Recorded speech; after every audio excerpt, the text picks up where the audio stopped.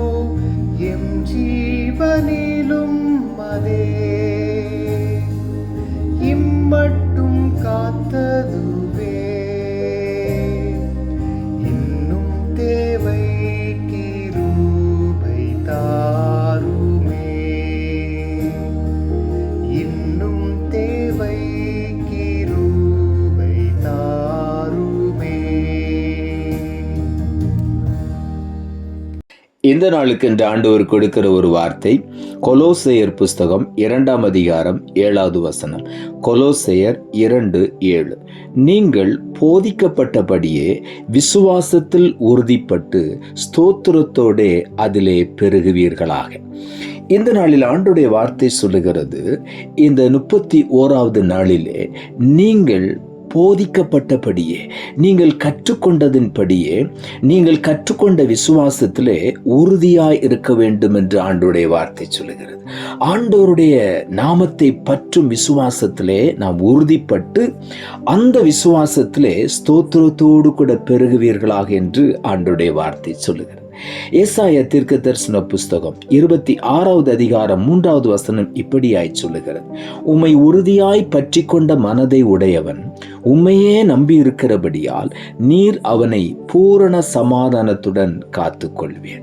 ஆண்டவரை உறுதியாய் பற்றி கொண்ட மனதை உடையவன், தன்னுடைய மனதிலே ஆண்டவர் மேல் விசுவாசத்தை வைத்து உறுதியாய் பற்றி கொண்ட ஒவ்வொரு மனதை உடையவனும் ஆண்டவரை நம்பி இருக்கிறபடியினாலே அவன் ஒருபோதும் தள்ளாடுவதில்லை, அவன் ஒருபோதும் சோர்ந்து போவதில்லை.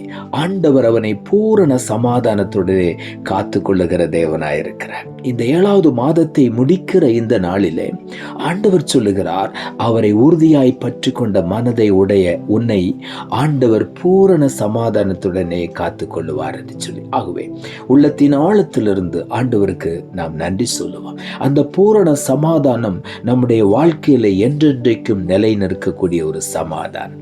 ஆண்டவரை நாம் பெற்றி கொண்டிருக்கிறபடியினாலே அவர் நம்மை பூரண சமாதானத்துடன் இன்னமும் காத்து வழி நடத்துவார். அப்போஸ்தலர் நடபடிகள் 14ஆம் அதிகாரம் 22ஆம் வசனம் இப்படியாய் சொல்லுகிறது, சீஷருடைய மனதை திடப்படுத்தி விசுவாசத்திலே நிலைத்திருக்கும்படி அவர்களுக்கு புத்தி சொல்லி என்று அங்கு எழுதப்பட்டிருக்கிறது. அங்கே ஆண்டவருடைய நாமத்தினாலே சீஷருடைய மனதை எல்லாரும் திடப்படுத்தி விசுவாசத்திலே அவர்கள் நிலைத்திருக்கும்படி புத்தி சொல்லி என்று. ஆகவே நாம் விசுவாசத்திலே நிலைத்திருக்கும்படி ஆண்டவர் நமக்கு கற்றுக் கொடுத்திருக்கிறார். அவர் நமக்கு புத்தியை கற்பித்திருக்கிறார். ஆகவே இந்த விசுவாசம் கேள்வியினால் வரும் என்று வேதம் சொல்லுகிறது. ஆண்டவருடைய வசனத்தை கேட்க கேட்க கேட்க நாம் விசுவாசத்தில் உறுதிப்படுகிறோம். ஆகவே தான் ஆபிரகாமை குறித்து எழுதப்பட்டிருக்கிறது, அவன் வாக்குத்தத்தம் பண்ணினவர் உண்மையுள்ளவர் என்று முழு நிச்சயமாய் நம்பி அவன் தேவனை மகிமைப்படுத்தி விசுவாச விசுவாசத்தில் வல்லவனானான் என்று எழுதப்பட்டிருக்கிறது. ஆகவே நாம் ஆண்டவரை துதித்து ஸ்தோத்தரித்து மகிமைப்படுத்த நாம் விசுவாசத்திலே உறுதிப்படுகிறோம். அந்த விசுவாசத்தில் நாம் பெருக வேண்டுமானால் அதிகமாய் நாம் ஸ்தோத்திர பலிகளை ஏறெடுக்க வேண்டும். ஆண்டவரை ஸ்தோத்தரித்து மகிமைப்படுத்த விசுவாசத்திலே நாம் பெருகுவோம் என்று வேதம் சொல்லுகிறது. 2 கொரிந்தியரின் புஸ்தகம் 4ஆம் அதிகாரம் 15வது வசனம் இப்படியாய் சொல்லுகிறது, தேவனுடைய மகிமை விளங்குவதற்கு ஏதுவாக கிருபையானது அநேகருடைய ஸ்தோத்திரத்தினாலே பெருகும்படிக்கு என்று அங்கே எழுதப்பட்டிருக்கிறது. தேவனுடைய மகிமை நம்மிலே விளங்குவதற்கு ஏதுவாக ஆண்டவர் நம்மேல் வைத்திருக்கிற கிருபை பெருகும்படி அநேகருடைய ஸ்தோத்திரத்தினாலே அந்த கிருபை பெருகும் என்று எழுதப்பட்டிருக்கிறது. ஆகவே ஸ்தோத்திர பலி நம்முடைய வாழ்க்கையில கிருபையை அதிகப்படுத்துகிறது. அந்த கிருபை பெருக நாம் இன்னும் விசுவாசத்தில் உறுதிப்படுகிறோம். ஸ்தோத்திரத்தோடு கூட அந்த கிருபையில நாம் பெருகி கொண்டே இருக்கிறோம். அந்த கிருபை ஒருபோது நம்மை விட்டு மாறாது. ஆண்டவருடைய கிருபை என்றென்றைக்கும் உள்ளது என்று வேதம் சொல்லுகிறது. 1 தெசலோனிக்கேயரின் புஸ்தகம் 5ஆம் அதிகாரம் 18வது வசனம் இப்படியாய் சொல்லுகிறது, எல்லாவற்றிலேயும் ஸ்தோத்திரம் செய்யுங்கள், அப்படி செய்வதே கிறிஸ்து இயேசுவுக்குள் உங்களை குறித்து தேவனுடைய சித்தமாயிருக்கிறது என்று. ஆகவே நாம் எல்லாவற்றிலும் எப்பொழுதும் ஸ்தோத்திரம் செய்ய வேண்டும் என்பது தேவனுடைய சித்தம். அந்த தேவனுடைய சித்தத்தை நாம் நிறைவேற்றும் பொழுது நாம் நிச்சயமாகவே தேவனுடைய முழுமையான ஆசீர்வாதங்களையும் நன்மைகளையும் பெற்றுக்கொள்ளுகிறோம். பூரண சமாதானத்தோடு அவர் நம்மை காத்து கொள்ளுகிறார். ஆகவே நாம் இந்த விசுவாசத்தில் நிலைத்திருக்கும்படி நாம் ஒருவருக்கு ஒரு புத்தி சொல்லி அந்த விசுவாசத்தில் உறுதிப்பட்டு ஸ்தோத்திரத்தோடு கூட விசுவாசத்திலே பெருகுவோம். இந்த ஸ்தோத்திர பலியிடுகிறவன் ஆண்டவரை மகிமைப்படுத்துகிறான் என்று வேதம் சொல்லுகிறது. ஆகவே ஸ்தோத்திர பலிதான் தேவனை மகிமைப்படுத்துகிறது. ஆகவே தான் ஆபிரகாம் ஸ்தோத்திர பலியிட்டு தேவனை மகிமைப்படுத்தி விசுவாசத்தில் வல்லவனானான் என்று எழுதப்பட்டிருக்கிறது.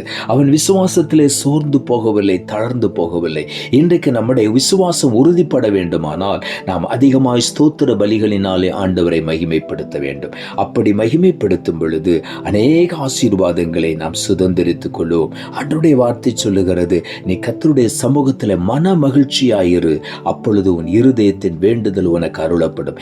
இன்றைக்கு மன மகிழ்ச்சியோடு ஆண்டவரை துதித்து மேன்மைப்படுத்தி மகிமைப்படுத்தும் பொழுது நம்முடைய இருதயத்தின் வாஞ்சைகள் வேண்டுதல் எல்லாவற்றையும் ஆண்டவர் இன்றைக்கு நிறைவேற்றுவார். ஆகவே உள்ளத்தின் ஆழத்திலிருந்து இந்த 31ஆம் தேதி அதிகமாய் ஆண்டவரை ஸ்தோத்தரித்து விசுவாசத்தில் உறுதிப்பட்டு அதில் பெருகி ஆண்டவருடைய மகிமையான ஆசீர்வாதங்களையும் நன்மைகளையும் தொடர்ந்து நாம் அனுபவிக்க ஆண்டவர் நமக்கு உதவி செய்வார். நாம் ஜெபிப்போம். அன்புள்ள ஆண்டவரை, கிருபையாய் எனக்கு கொடுத்த இந்த புதிய நாளுக்காய் மறுபடியும் நமக்கு நன்றி செலுத்துகிறோம். இந்த மாதத்தின் கடைசி நாளிலே ஆண்டவர் கொடுத்த ஜீவனுள்ள வார்த்தைக்காக நன்றி. நீங்கள் போதிக்கப்பட்டபடியே விசுவாசத்தில் உறுதிப்பட்டு ஸ்தோத்திரத்தோட அதிலே பெருகுவீர்களாக என்ற வார்த்தையை கொடுத்தேன். வசனத்தை கேட்டுக்கொண்டிருக்கிற ஒவ்வொருவரும் விசுவாசத்திலே உறுதிப்படுவதற்கு வசனத்தை அதிகமாய் கேட்டு விசுவாசம் கேள்வியினால் வரும் என்ற வேத வசனத்தின்படி வேத வாக்கியத்தையும் வாக்குத்தத்தங்களையும் அதிகமாய் காதால் கேட்டு